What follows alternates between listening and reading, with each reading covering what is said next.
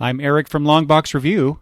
I'm Peter from the Daily Rios, and this is episode 17 of Eric and Peter's Legion Project Podcast.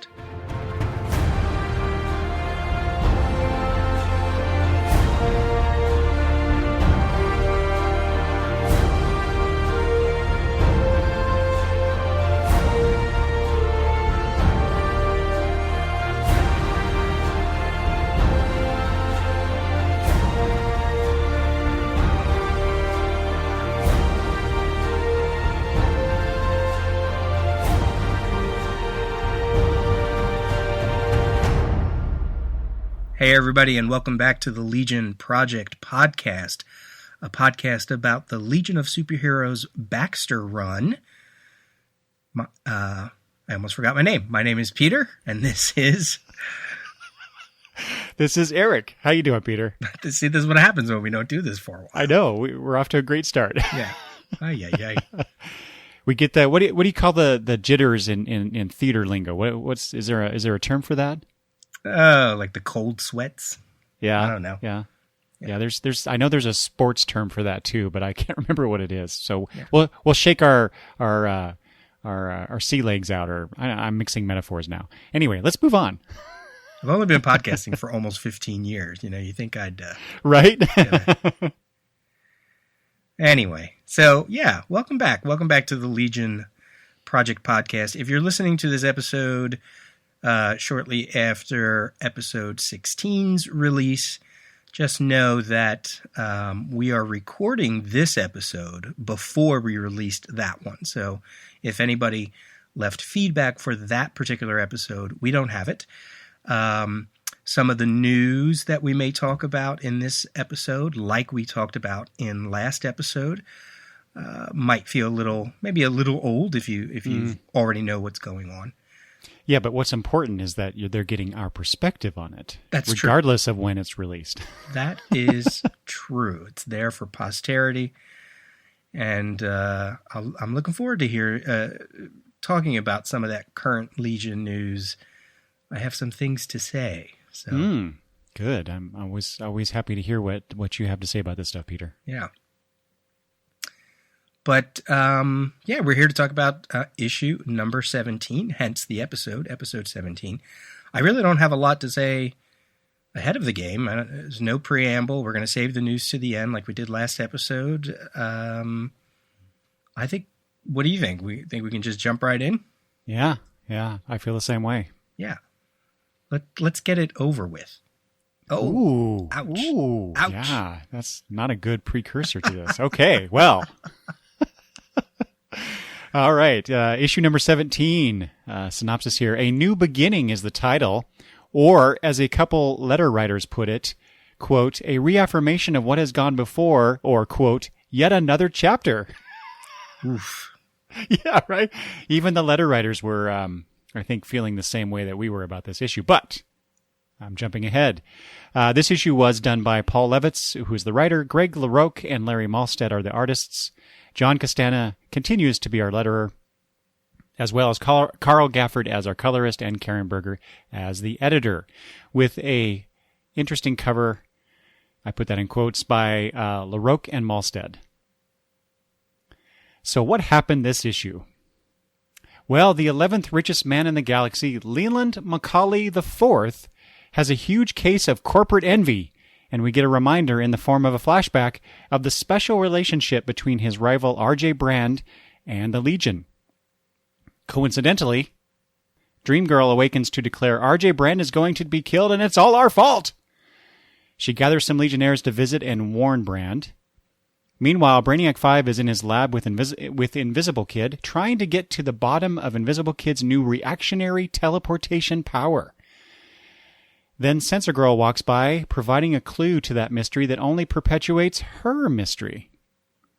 Despite Brande's protestations over the Legionnaires' concerns, they are proven correct when Macaulay's man, Charon, or Charon, I'm not sure how we want to pronounce that, Peter, absorbs Sunboy's powers and attempts to murder Brande. Of course, Charon, Sharon, whatever, is unsuccessful, and we see a different, dirty, Harry-esque side of Brande. Hardly worth mentioning, but the mystery from last issue regarding the science police officers is revisited. The Legionnaires confront Macaulay later, and like any 1%er, he gets away with attempted murder and reveals his shocking motive. He wants more money. Finally, Brande, despite recent events, declares life is too boring, and he's going off on an adventure, causing Dreamgirl to declare her vision to be, more or less accurate. And finally, cue end of issue group laughter. So, Peter, tell us, what do you really think of this issue? Well, let's start here.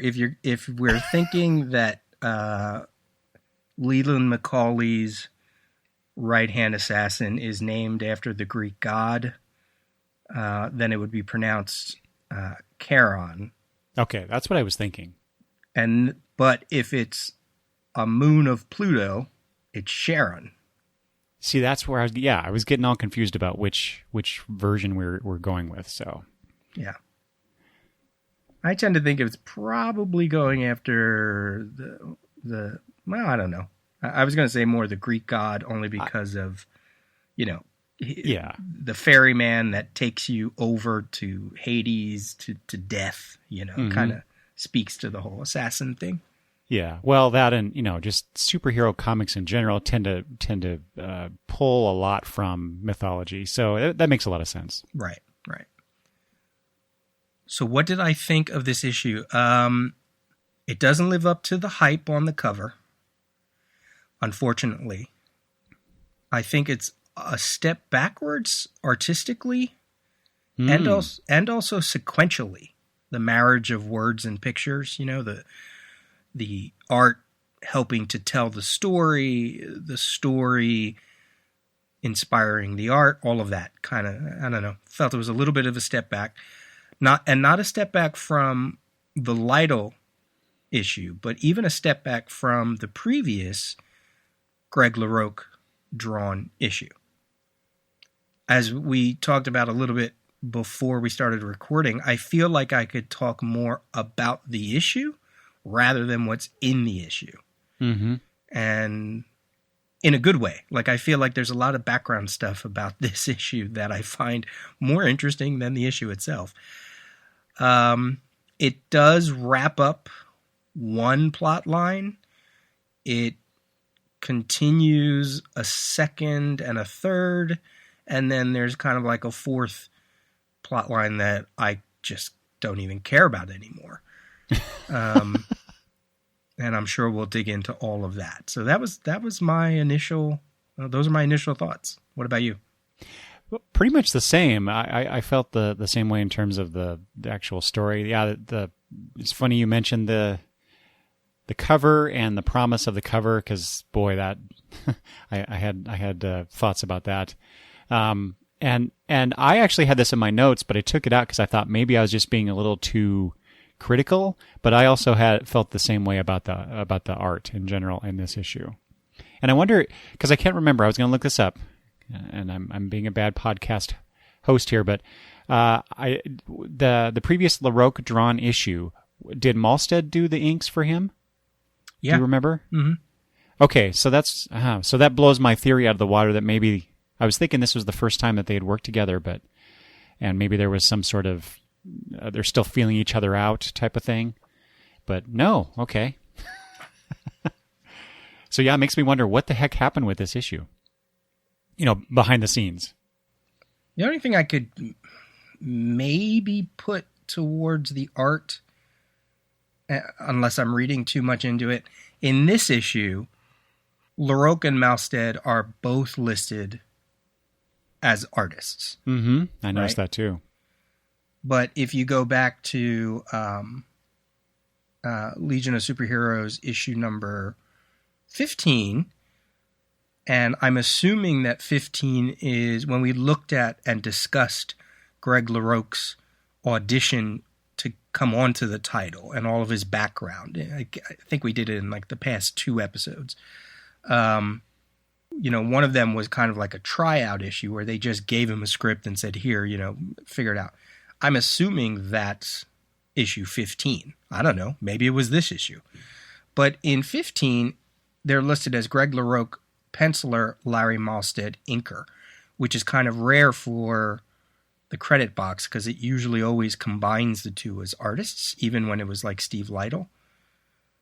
So does that mean anything? Maybe this one was the tryout issue and it's a little looser.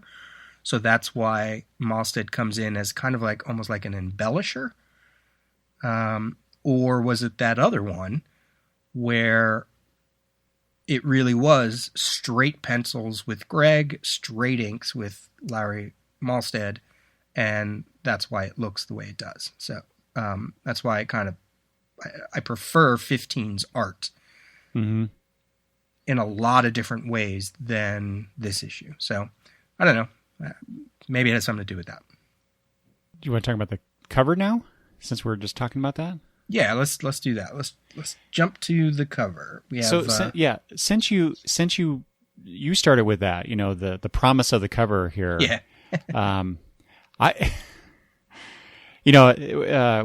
Last issue they promised, we're getting more pages, no ads, which is prominently displayed at the top of this. More story, no ads. I would also add more expensive because the price did increase by a quarter at this time, which okay. But then we get we got Sunboy, Invisible Kid, Polar Boy, Lightning Lass, and Chameleon Boy here, with Sunboy doing his best imitation of Uncle Sam. We want you to join the Legion. It starts here, a new beginning. And so when I got done reading this issue, Peter, I had all these questions. And the cover starts that this series of questions. So why? What was the purpose of this we want you to join the Legion thing? It seemed like that would have been a lot more appropriate for an earlier issue when we actually had Legion tryouts. And if it's just really just kind of a meta thing saying, hey, you reader, we want you to pick up this issue, it's like, well, I don't know. I think they could have done a better job at depicting that sentiment. I don't know. What do you think? Yeah, I feel like just like that Uncle Sam World War I poster, this is propaganda, right? I think it's less about the content inside the book, and it's more about we want you to join the Legion now because we're starting a whole new thing here. Mm-hmm. And the Meanwhile column by Dick Giordano, vice president, right? Mm-hmm. One of the VPs at DC at the time. Usually those Meanwhile columns, most of the times, are tucked in the issue. Maybe they're on the inside back cover. This one is right on the inside front cover, talking about their new push for what they're starting to call, with this month, the deluxe format comics line. Now, we lovingly refer to it as Baxter, the Baxter run, right? And that's not just something you and I do. That's something that comics history has done. Mm-hmm. New Teen Titans, The Outsiders, Camelot 3000, I believe, Omega Man, Vigilante. These are all titles within this Baxter Better Paper run. But now Dick Giordano is calling it the deluxe format. They're increasing it by a quarter, like you said, more pages, less ads. It's something that they wanted to do when they first talked about this whole hardcover, softcover treatment for some of their titles. This is all Dick talking in this Meanwhile column. But at the time, the bean counter said, well, your schedules are kind of messy. Let's see how it all works out. And when we feel like your creative teams can actually handle a book that has 5 to 6 extra pages, then we'll go that route. So this is it. This is the big declaration, right? And I feel like that's what this cover is more referencing than anything that's going on inside the book. Mm-hmm. So it's almost kind of like a weird, well, obviously they knew what this cover is riffing on, that whole Uncle Sam image, but it's almost like, did they really mean it as part of the larger imprint? It certainly felt that way after I read the issue. Now, I have to say, it does stand out. As a cover itself, like I can kind of almost remember seeing it on the shelf. I don't know why, but I feel like it would stand out.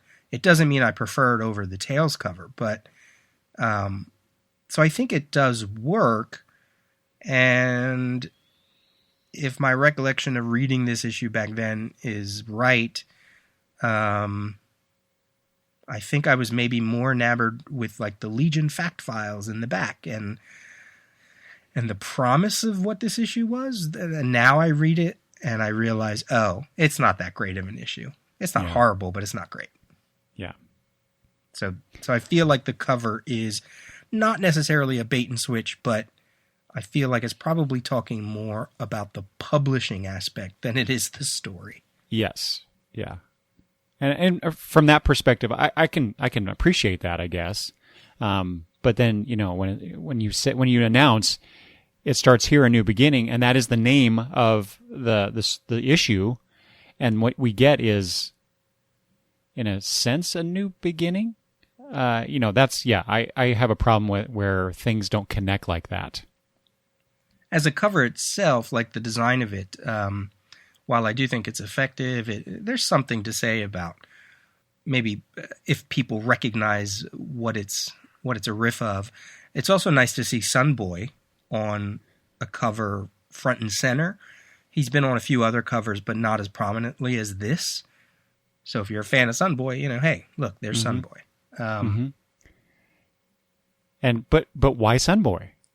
That was one of my other questions. Why feature him so prominently? I mean, yeah, he's got a bit of focus in the story, but not in the way that would suggest that he's like the frontman of the Legion in any way.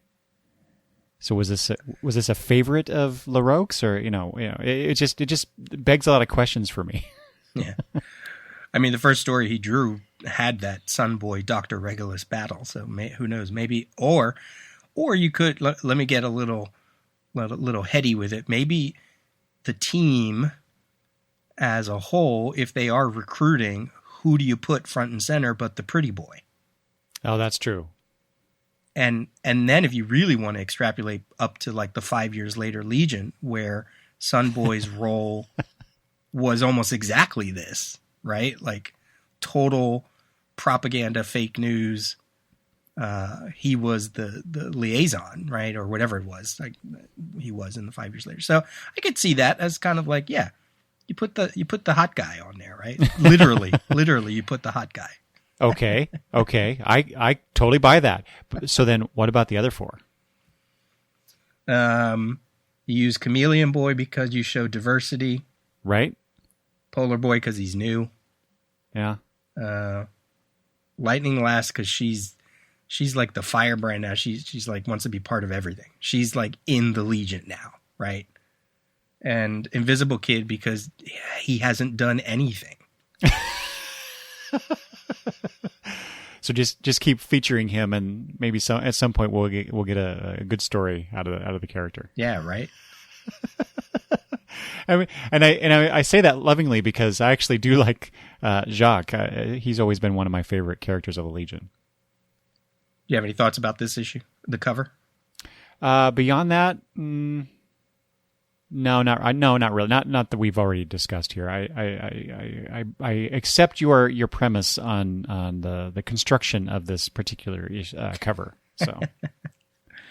Yeah, it's fine. I feel like Chameleon Boy is a little stiff if I haven't said that already. A few more things about the format change too. So the other titles that were affected this month: New Teen Titans 15, Omega Men 33, Outsiders 2. So Outsiders 1 was $1.25. Outsiders 2 was $1.50. So you're just starting that title and already they're charging you an extra quarter. Vigilante 24, Infinity Inc. 21. Although those three books, Outsiders, Vigilante, and Infinity Inc., said more pages, no ads, as opposed to more story. Which I almost feel is that's actually truer for this issue. Oh, yeah, for sure. And we already mentioned, that this is based on a propaganda poster by James Montgomery Flagg in 1917, which was actually based on the original British poster 3 years earlier for where it showed British Lord Kitchener. And it said, "Britain's Lord Kitchener wants you. Join your country's army. God save the king." And that was from 1914 by Alfred Leet. So I didn't know that. Neither did I. Yeah. I certainly knew the Uncle Sam image. I thought it was a World War II poster. It turns out they used it in World War I, and then found out that it's actually based on another image. So that's interesting. Now, what do you think about the cover to Tales 342? Well, comparatively, a lot of the times when we talk about these covers, I could go with either one usually, and I think I tend to favor the Baxter cover more often, if I have to make a choice. But this one, to me, the Tales issue 342, that cover is clearly the winner for me, probably because of all the issues with the Baxter cover that we've already discussed, I guess it's Lytle doing the cover, and we just got off a run of his work, and which we really enjoyed, and so it's nice to see him doing the Legion again, even though we're not going to get any more of that other than I think covers, right? I think he has one more issue coming. Okay, up. Yeah. Okay. And then on top of that, so this issue 342, like I said, is just a bunch of the Legion, not just 5 of them, but I think, is it all of them at this time, the roster at that time? And it's just a big group shot. But what's fun about this cover is all the comedy that's going on in here. Yeah. and usually I'm usually taken out of the story, so to speak, when they're doing things that don't seem true to the character or doesn't reflect what's actually going on in story. But I just let that go because it's just fun. Like I said, we got a lot of different things going on here. You got starting with Colossal Boy holding up the logo of the issue. Magnetic Kid is threatening. It looks like he's threatening Sunboy. He hits Sunboy with a hammer magnetically because Sunboy's about to. Is that Gigi that he's about to kiss? It looks like that's Cosmic Boy and Night Girl. If you notice the costuming on Cosmic Boy, Magnetic Kid doesn't. Oh, it is Cosmic Boy. You're right. Yeah, sorry. He doesn't have the black gloves. So Sunboy's macking on Night Girl. Oh, okay. That makes a lot more sense now. I love I'm going counterclockwise here, but I love the look on Lightning Lad's face as he's trying to, I guess, feed his son, and it just, to me, I read that as, oh my God, this is my life now. Timberwolf, he's getting stepped on by Block. I'm going to come back to something else because I want to end with that one. You've got Chameleon Boy in the corner there, threatening to poke Bouncing Boy with a pin as if he's a balloon that will pop. And Bouncing Boy seems very concerned about this. And you've got Duo Damsel, her dual selves fighting with each other for some reason. And there's some other stuff going on here, but I want to point out this is the height. See, Peter, this is where I think in my headcanon, this is so slapstick in so many ways that I like to think that Giffen came up with this concept and then Lytle executed it because you've got oh gosh, I'm blanking on his name. Tellus. Mm-hmm. He's got a fish swimming around in his helmet. I didn't even see that. I love it. It's fun. And even though it's not every member, there's certain members that aren't here. Sensor Girl's not here. We already said Magnetic Kid, but I love that you can barely see Brainy behind Block. Yeah. And I love Polar Boy's position. Mm-hmm. And I I really believe that's probably because Steve Lytle redesigned him, really didn't get a chance to draw him inside the book, saw that he had a chance to redo the cover to this quote-unquote new beginning, and said, well, look, I'm sticking Polar Boy front and center, and he's going to be badass, and I'm putting him in the costume that I drew. I like his very central position. Mm-hmm. Well, and I didn't note this before, but you got Dream Girl. Consoling is not the right word, but she's got her hand on his back, looking at him, and to me that's just like, what is that story? And I don't know if we're ever going to get anything out of that, but to me that immediately goes, ooh, there's something here. I want them to explore this.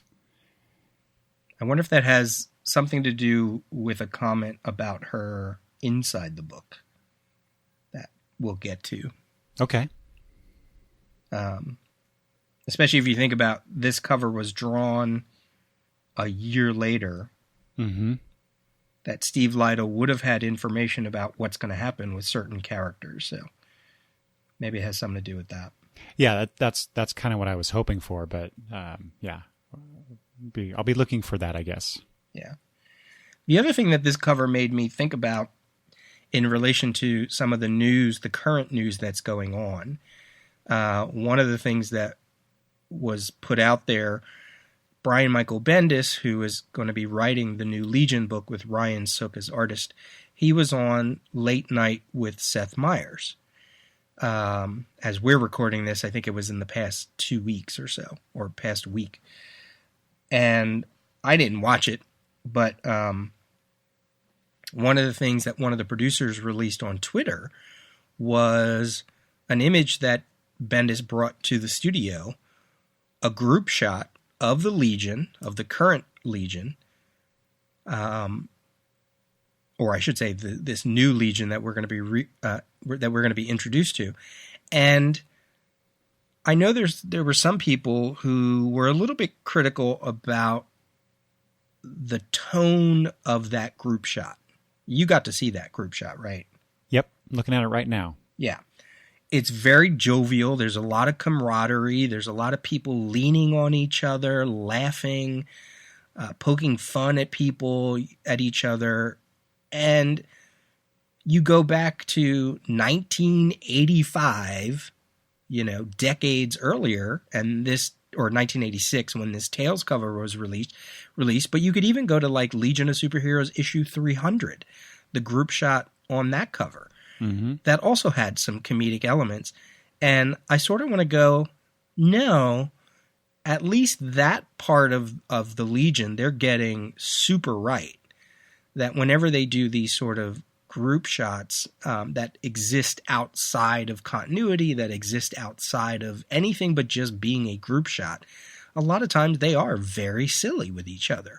And I would expect that. I mean, every time I do a theater show, whenever we take group shots of the cast, we take a very still, formal shot, and then the next shot is always, all right, everybody go nuts, or think of like wedding photos or anything like that. So when I saw the Tales cover by Steve Lytle, my brain kind of connected to this most recent image, and I went, oh yeah, see, there's precedence. It is right. The tone of it is exactly right. And it makes me appreciate that at least on that aspect, they really touched in on a very Legion thing. Yeah, that aspect of that image that you're referring to just makes me incredibly happy. That if that's the approach, that's one aspect of this group of characters, then I'm like I said, I'm happy and I think that Bendis he has the Legion the best intentions for the Legion, I guess. Yeah, I'll give him that. Yeah, absolutely. He wants it to succeed. I mean, we're sort of jumping the gun. Oh yeah, but he definitely does want it to succeed, as everybody does, as any comic creator does on any book. Yeah, it's not like they go into a book and they think I want it to fail. Of course. It's just that the tone of DC Comics, their approach to a lot of stories and characters in the last, I'll say, decade, maybe even longer, has been, more tending towards darker, less fun in general. And I'm very much overgeneralizing here. I know, but right. but this is not a team that fits that kind of approach fits well, if at all. So I think we both agree that the tails, we're picking the tails. Yeah, cover. Of course. Heads or tails? Tails. So the issue itself, as your synopsis, and by the way, I enjoyed your synopsis this time around. There were some nice little puns here and there and different things I like.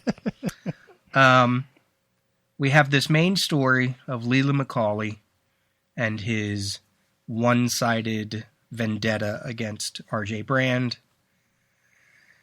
And then the Legionnaires get involved with that.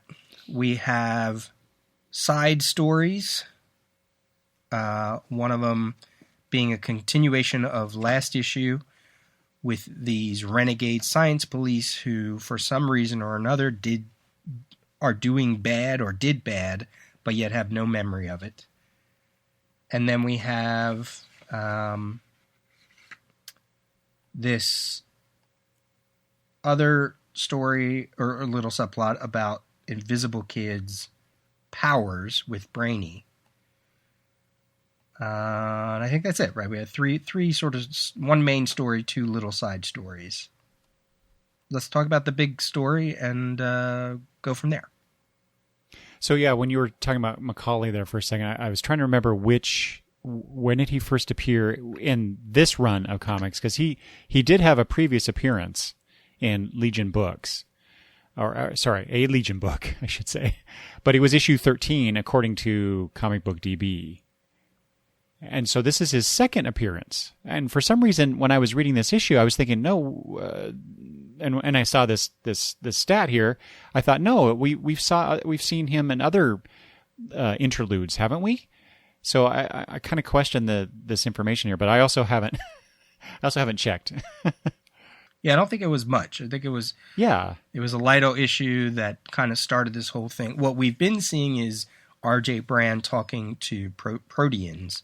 Yeah, and maybe that's what I'm thinking of, really. Right. And Leland, the sort of background to all this is that Leland feels that RJ is trying to get information about McCauley from a Protean that used to work with him. Right. And it turns out that that's not really necessarily the issue. This issue just shows that McCauley's trying to just find out where the hell RJ Brande came from. Where did he come from? Where did he make his money? And why did it knock Leland McCauley down from being the 6th richest man to the 11th richest man? And it feels like it's all just sort of one. By the end of it, it was like a one-sided vendetta. RJ wasn't even thinking about Leland outside of having people that are trying to kill him. And it was a wrap up of a subplot that we've been seeing for a little bit, but I don't know.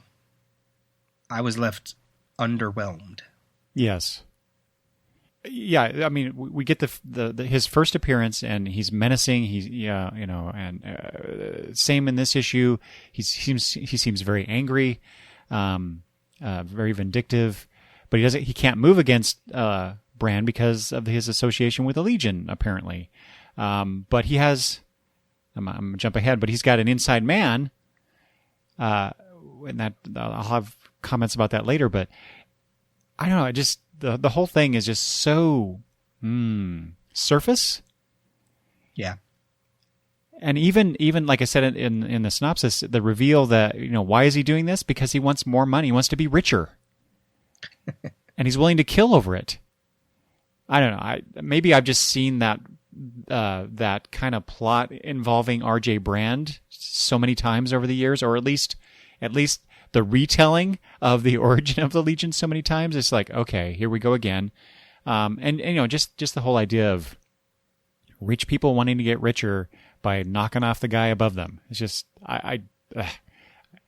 personally, I just hate that kind of attitude, that approach to stuff. But whatever. I think it also undercuts Leland as a character. It does, yes, because he came across not. It's not like he's a buffoon in this issue, but I just felt like he was a little more eccentric than we've previously seen him. Mm-hmm. Almost brushing off that he was involved in this by the end of it. He's like, oh, well. But I don't know. The thread of it, I think the intrigue of this whole thing about the Proteans and R.J. Brand and what was going to happen, and did, Leland McCauley trying to protect his secrets, had a lot more promise than what we got here. So I think that's what kind of ruins the storyline and also ruins the character a little bit. Yes. And one of these days, maybe we should take a look at, pull back a little bit and look kind of, examine the subplots that Paul is developing, along the way, mm-hmm.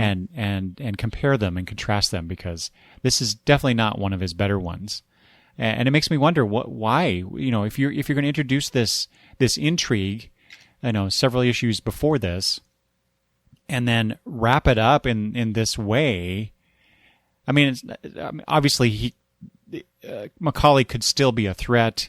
He could still be pursuing Brand, but the way that the issue ends with Brand heading off into the sunset to do, X, Y, or Z, whatever, it very much comes across as this is the end of this subplot. Right.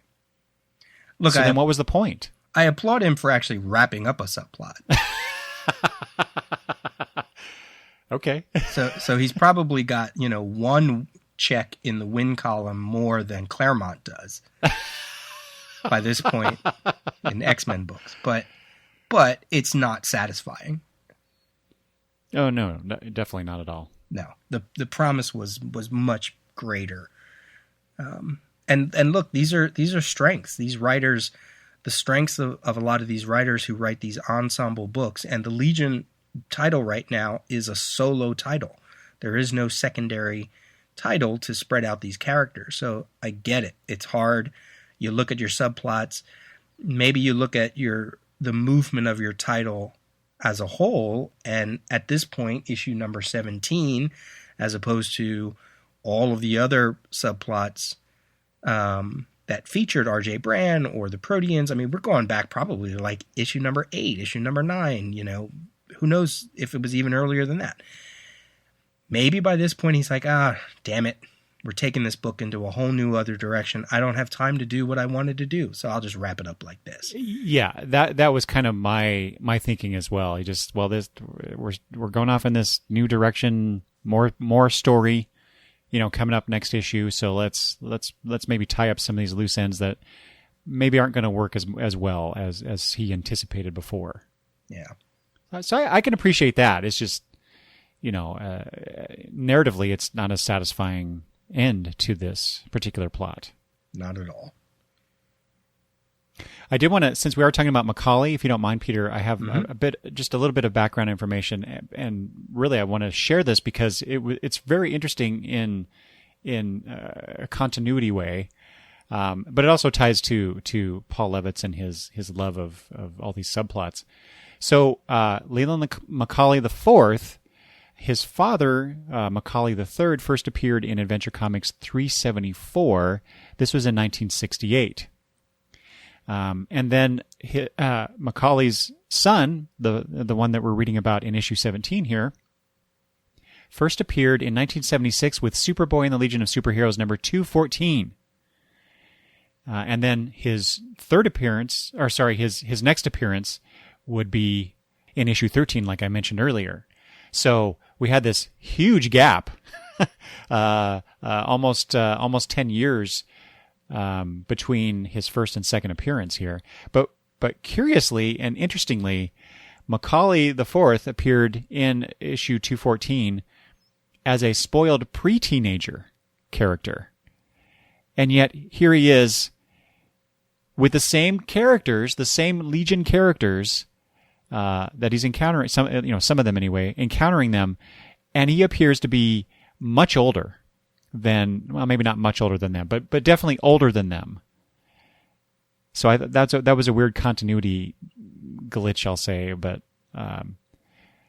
and there's no reference to his previous encounter with the Legion so far in these two appearances that he's made. Maybe maybe he is still really young, and he just has that. You know how like some teen guys sometimes get that weird mustache? It's like it's too adult for their face. Yeah. Maybe that's what he's going through. That may be, yeah. No, I take your point. I realize that sometimes they'll age or de-age characters just to fit the plot, and I'm fine with that. I don't really care. I just thought I was curious. Sure. But it does point to, and I think we've mentioned this before, Paul tends to pull these elements out of those older issues and bring them back in and explore them in different ways. And that is something I do really like. Right. Even if he doesn't, stick the landing, as it were. Yeah, that's a good way to put it, because that's where my frustration is, because we've been championing him as a writer. So when he doesn't, as you say, stick the landing, it's like, Paul, come on. Yeah. So what else about that particular main plot do you want to touch on here?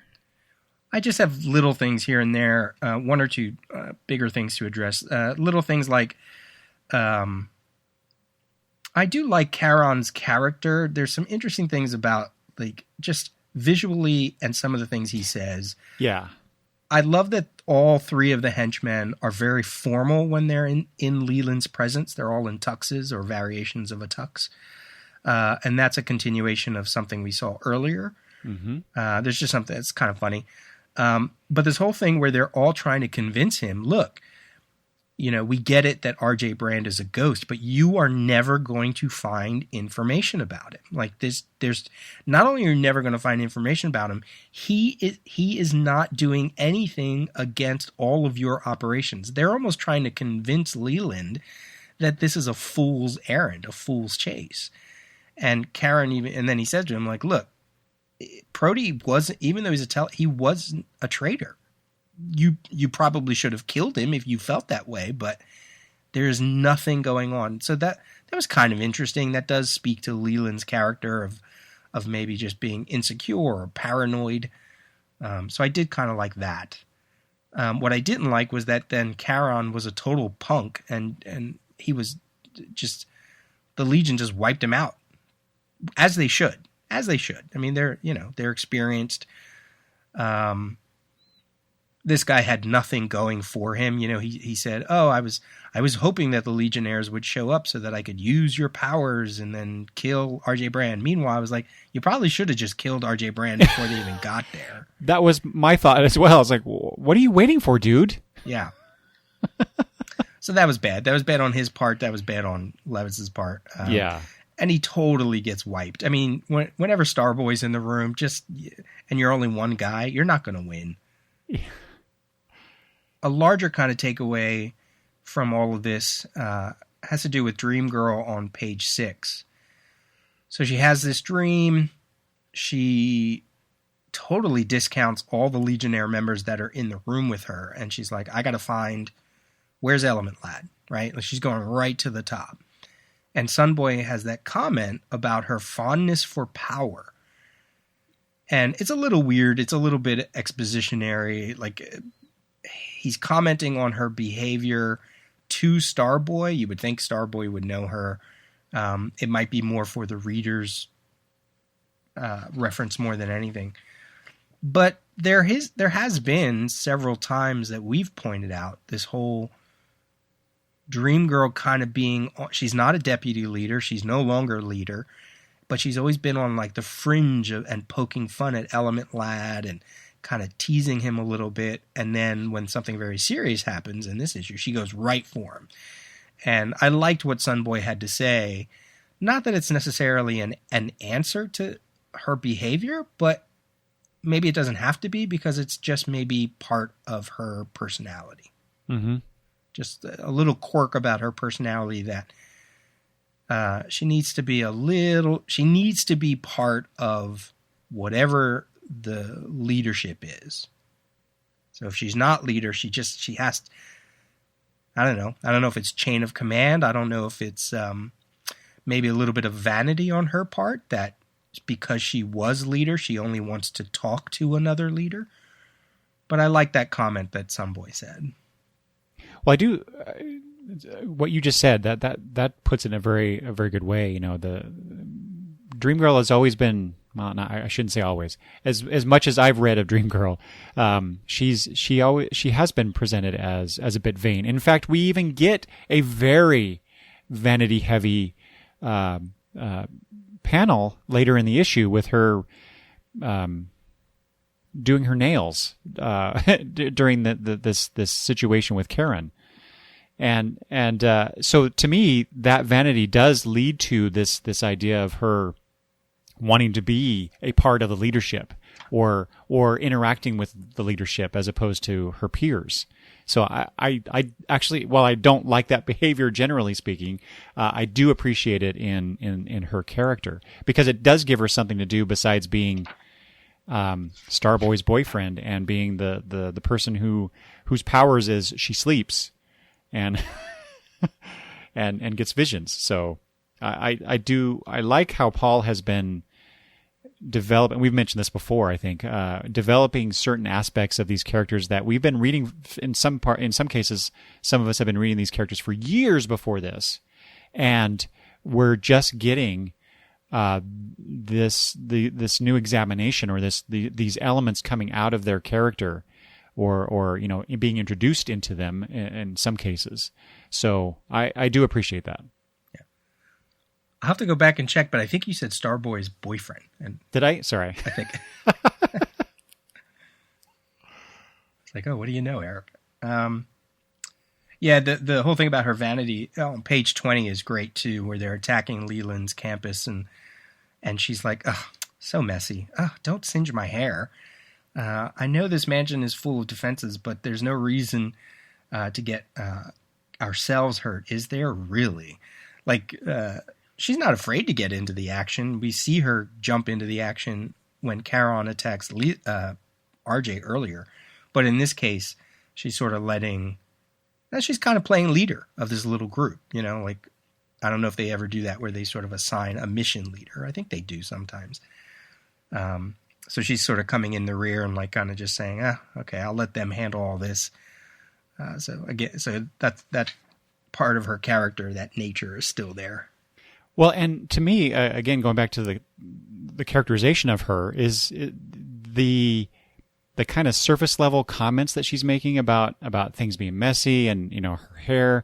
That is, to me, that's not what's really going on in her brain. That is just the surface level stuff that she's letting people know. So in other words, she is a lot deeper than she comes across.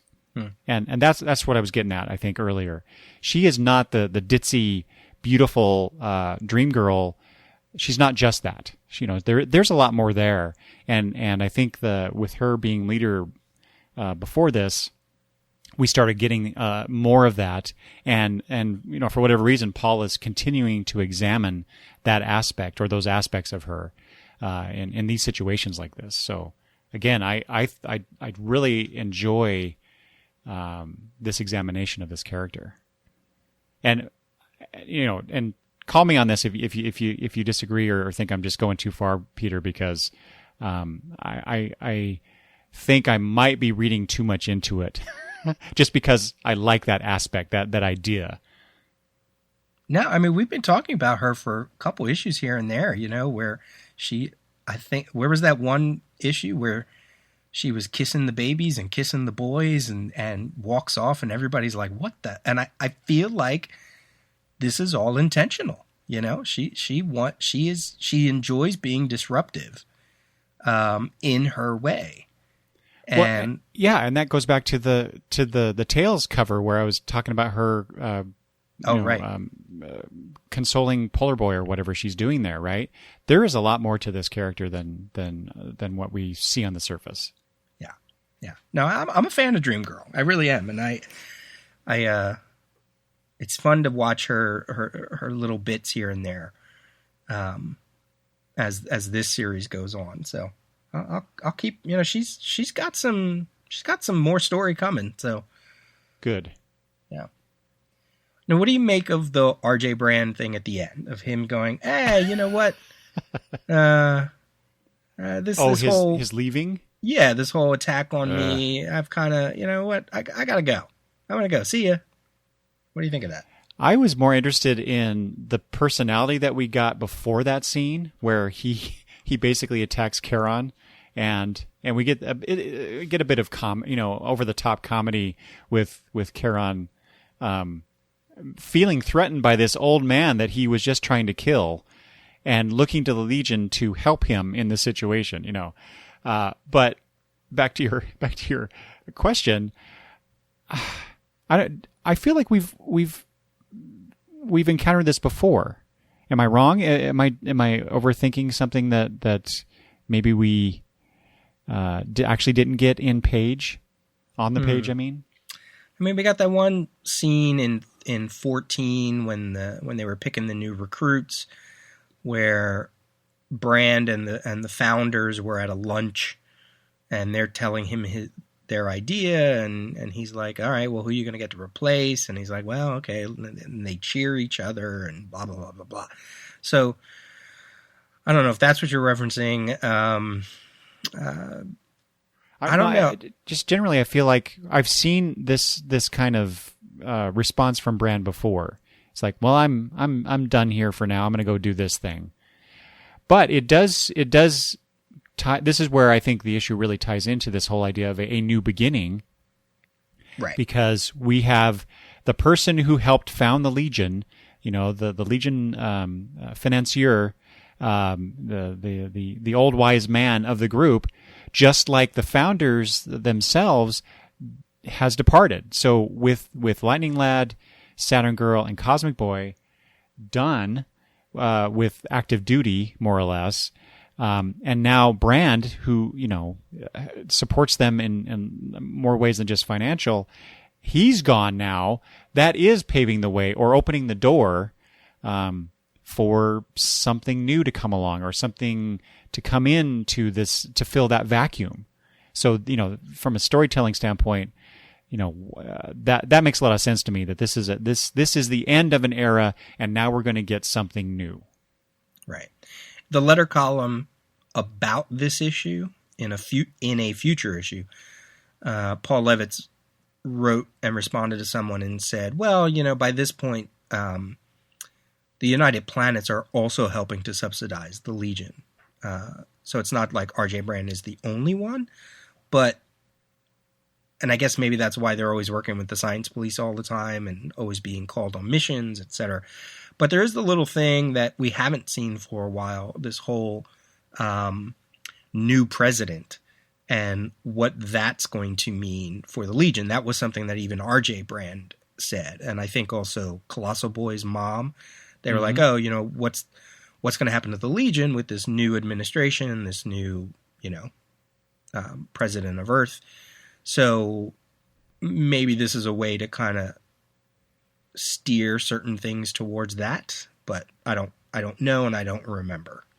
Well, that makes a lot of sense, because you would think in story here, if Brand was still around and that new president is causing problems for the Legion, he could intercede, being the powerful rich guy that he is, and with him out of the way, it falls more to the Legionnaires themselves to deal with whatever comes down the road, and we get more of how they deal with things, as opposed to our figurehead leader out here is taking care of this stuff for us. So a little more maybe direct interactions with the United Planets and those characters, and so yeah, from a storytelling standpoint, to me that just opens up a lot more possibilities. I don't have much for that plot line. I mean, it was kind of nice. It was kind of funny to see Quizlet meet RJ Brand, the new meeting the old. Dream Girl, when she's trying to look for Element Lad, she makes a comment about the new Legion headquarters, about how big it is.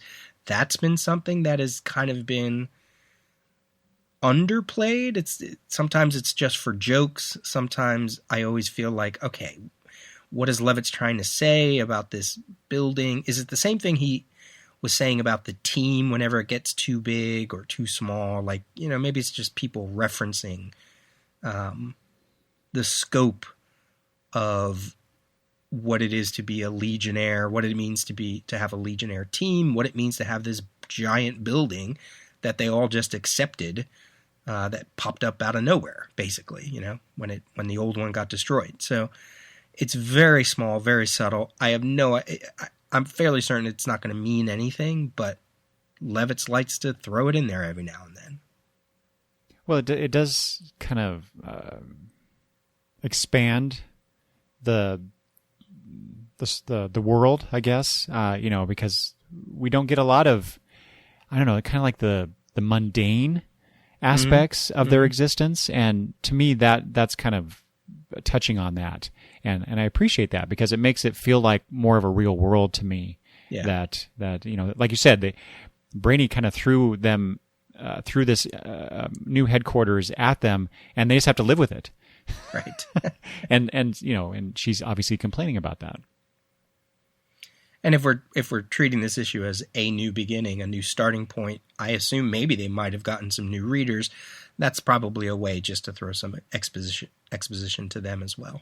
Yeah, that's very true. A lot of you pointed out now a couple times that aspect where, and I think we don't get that very much these days in comic book storytelling, because everyone just assumes, I guess, that everyone's been reading along. I don't know, but yeah, the writers then. And I don't know when they kind of stopped doing this, but they would throw in these little bits, because every issue might be that person's first. Now, at this point, with issue 17 of this book, we are fully into, if you haven't read previous issues, you're pretty lost. But Paul does throw in these little tidbits like this, like you said. And so he is playing service to that idea, I think, that, readers who may have just picked this up, for the very reason we critiqued the cover for, we want you to join the Legion. It starts here, a new beginning, right? So why wouldn't someone see this issue on the stands at that time and go, oh yeah, I've been curious about the Legion. This looks like a good place to start. Pick it up, and we get this story, and he's throwing little tidbits, little pieces, little nuggets of information at them to orient them or to inform them of what has gone before. So I do like that. Yeah. Do you have anything else for that? I'm sorry, and he's not overt about it. I wanted to add, he's not like hitting the reader over the head with this information. It's just real quick bits of information here. So that's another aspect. That to me that illustrates, really how good of a writer Levitz is. Anything else about this main plot? Let's see here. I have a bunch of little things, but let's see. I did want to say, we talked about Karen already, but I did like how LaRocque tied the visual aspects of how he appears at the beginning of the issue and how he looks later when he is trying to kill Brande, because Karen has since his first appearance, he's worn this red mask covering basically the top of his head, and he has this black skull design on his forehead, and then that same skull design appears in his super suit as he appears, or when he's trying to kill Brande here. I'm trying to find the page where. Here we are, 11. Yes. So if you look at his thigh high boots, they've got that same skull design on there. That's just a little element that I appreciate that the artist made. There is a continuity error, maybe. I'm not quite sure. Dream Girl calls Karen James on page 17. Yeah. But he's referred to as Sanders on page 11. And I thought, well, I don't know. Is James kind of like that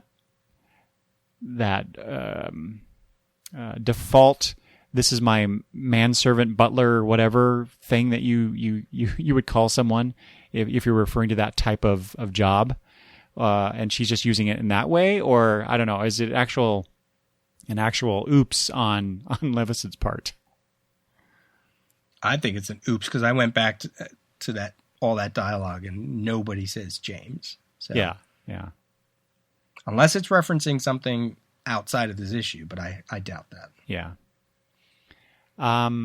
Again, speaking of the art, LaRocque's art, I did want to point out on page 22 when we get the reveal that Macaulay is simply out to get more money.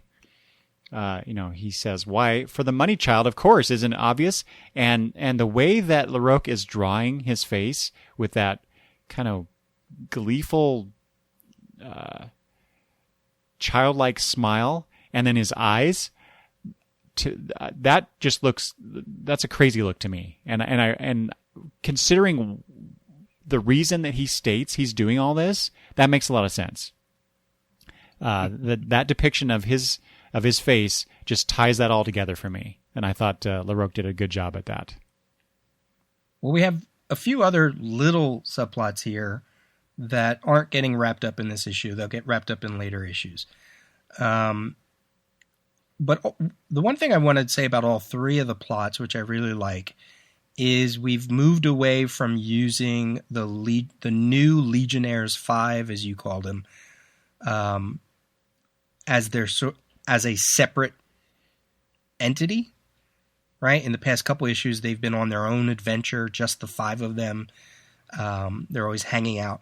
In this issue, they're actually integrated, the few of them that we see, which I really like. So we get Quizlet in with this whole R.J. Brand, Leela Macaulay thing.